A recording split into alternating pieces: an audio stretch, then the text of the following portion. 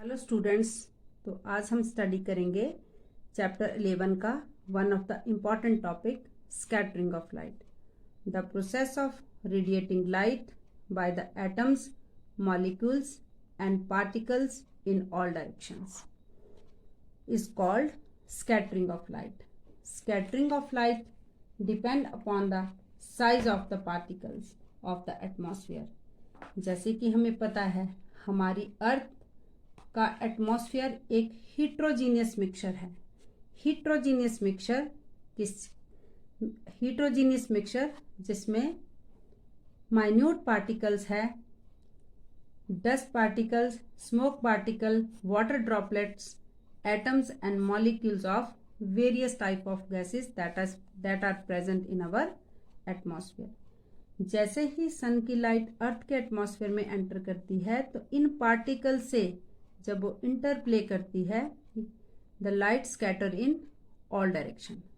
The scattering of light और the amount of light scattering from these particles depend upon the size of the particles. The various phenomena that can be observed due to the scattering of light is one of the phenomena is blue color of the sky, color of the water in the deep sea, reddening of sunlight at sunset and sunrise, and the Tyndall effect.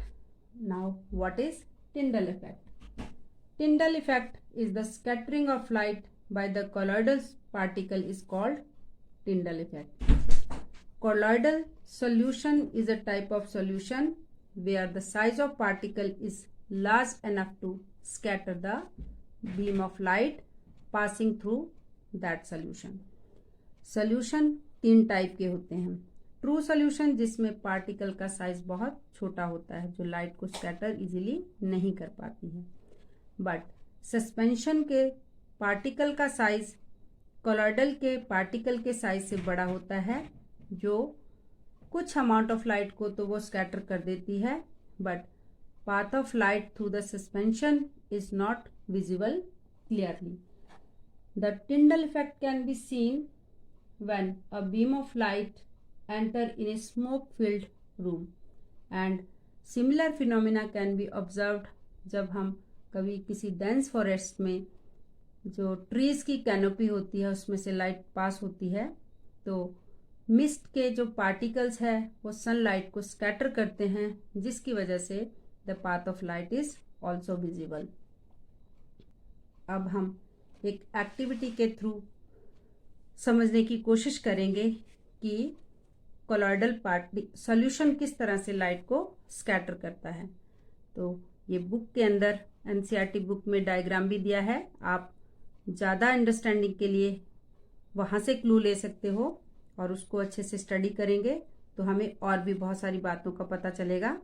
The source of white light is placed here, then light is allowed to fall on the lens, then beam of white light when enter into transparent glass tank which contains sodium thiosulfate and few drops of sulfuric acid. Initially we will observe blue color on the screen.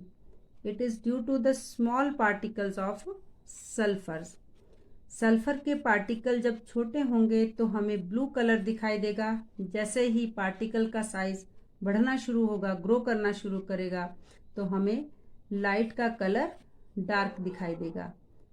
सबसे पहले blue, then orange red, then bright crimson red is visible on the screen. तो Tyndall effect को हमने इस activity के through understand किया। Same process will take place when sun reach at horizon.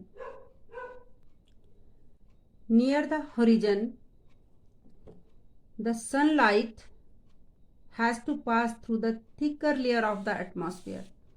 तो सन की लाइट का जो रेड पोर्शन है उसकी वेवलेंथ ज़्यादा होने की वजह से वो कम स्कैटर होता है, इसलिए it is remain suspended in the atmosphere for longer period of time, that is reached in the eye of the observer.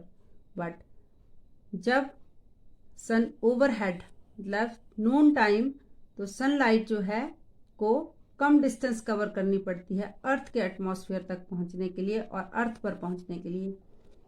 तो जिसकी वजह से जो सन की जो वाइट लाइट है उसके सारे के सारे कलर इक्वल अमाउंट में स्कैटर होते हैं, जो कि हमें वाइटिश लुक देती हैं।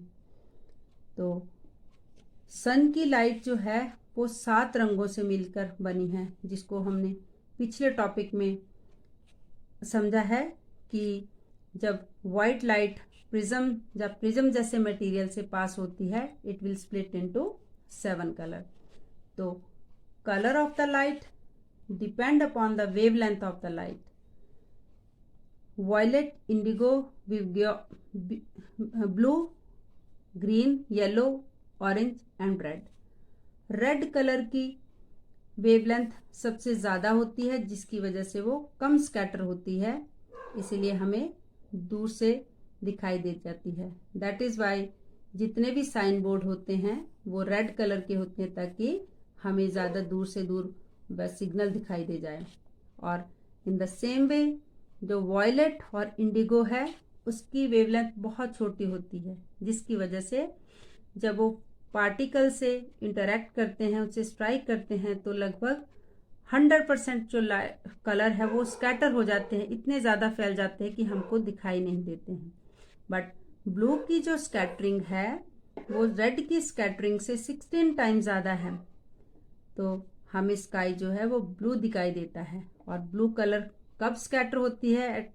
जब एटमॉस्फेयर में स्मॉल पार्टिकल्स होते हैं, फाइन पार्टिकल्स होते हैं। तो वेवलेंथ जिसकी लीस्ट उसकी स्कैटरिंग मोस्ट। ज़्यादा scattering means light is not visible, colour is not visible.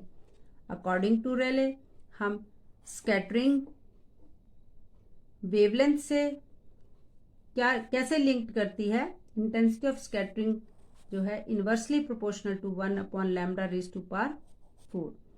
So these are the various phenomena which we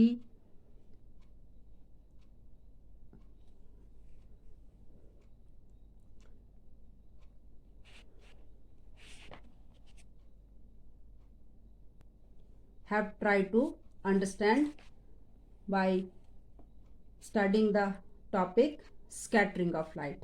So it is one of the important topic of this chapter. Study it well so that you can attempt question in your exam easily.